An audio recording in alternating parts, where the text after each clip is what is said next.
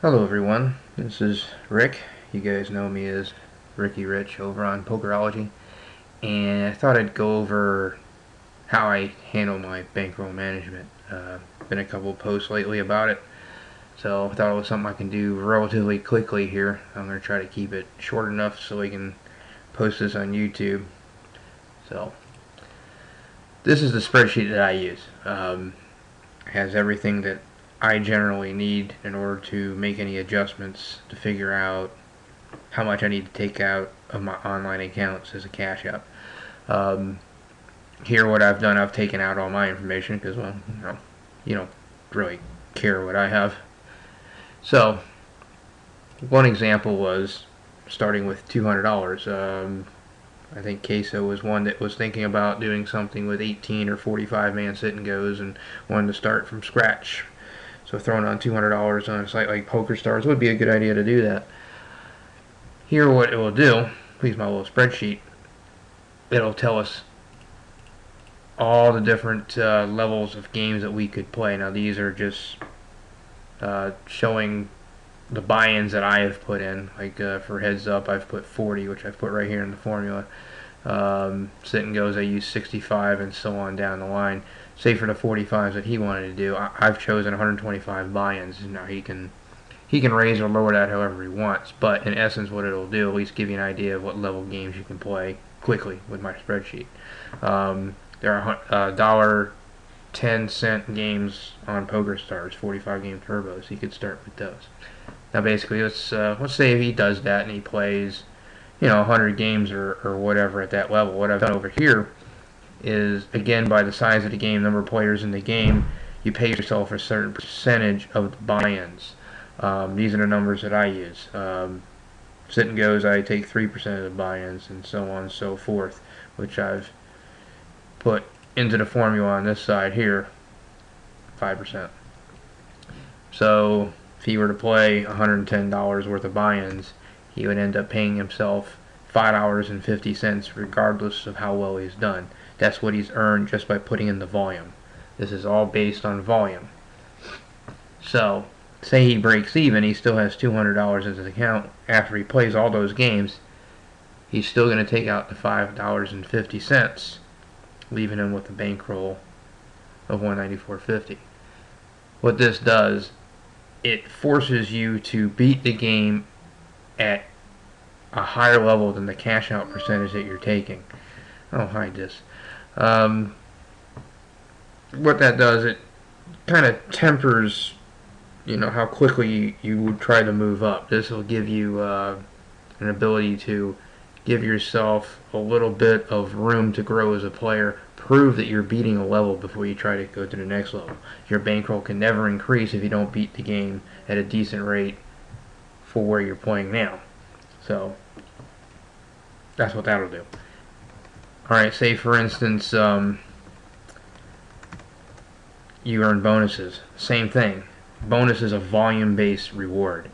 Generally, the more you play, the more the room's going to give you in points, and those points are what they judge clearing bonuses on. So anything you make, be it $5, like on Ultimate Bet, it's going to go directly into the cash out. So it just goes right here.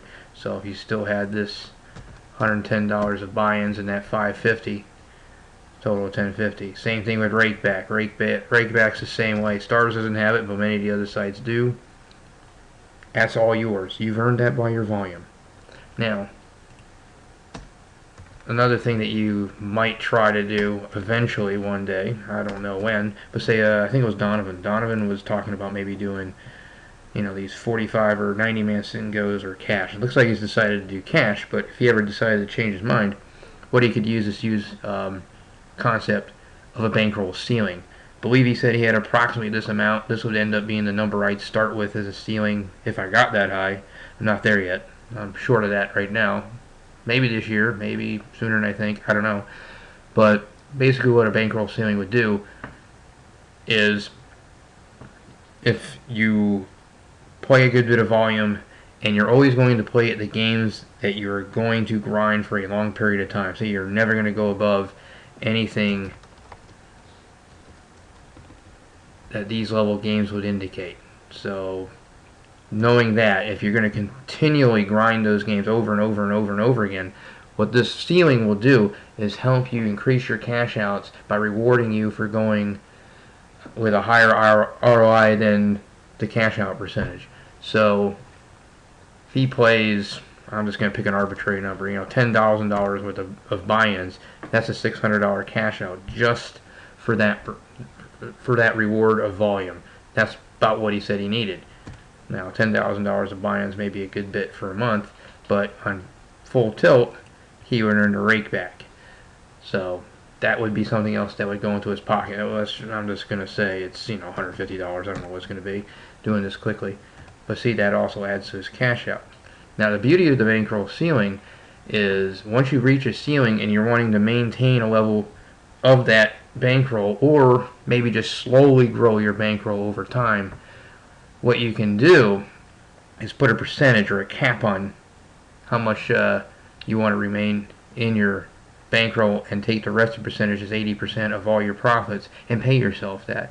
So if he were to have made $1,000, say, make this $12,000, the cash out is going to reduce the number of dollars that he makes from his cash out from that $1,000 profit.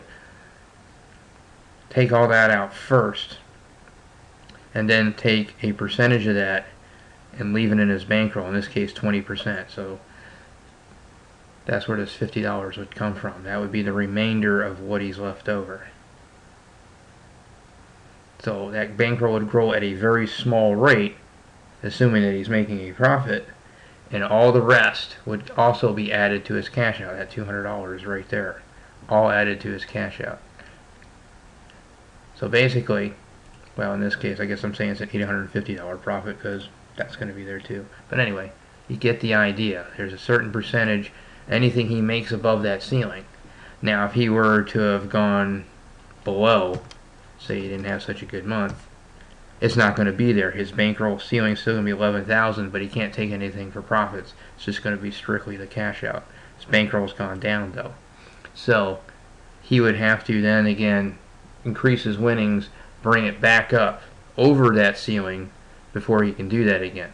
And if he does that, like here, what I would do here is after he makes his cash out, clears the sheet again, he would then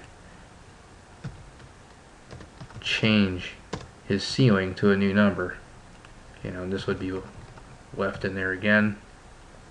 We'd clear all this out and start fresh with a new ceiling. And that would be his permanent ceiling again. If he drops below it, he has to get back above it before he can pay himself that bonus. That's in essence what the volume cash out plan does for you. It helps you maintain your discipline with your bankroll so you don't take unnecessary shots.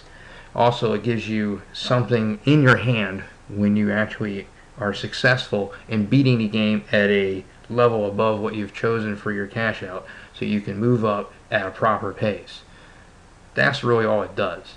You can, if you really wanted to, even with the ceiling, if you're never going to play above the games that these buy-ins are going to dictate, you can take out all the profit. You can make this 80%, you can make it 100%, just as long as you're outracing your cash out percentage. Just take out all the profit.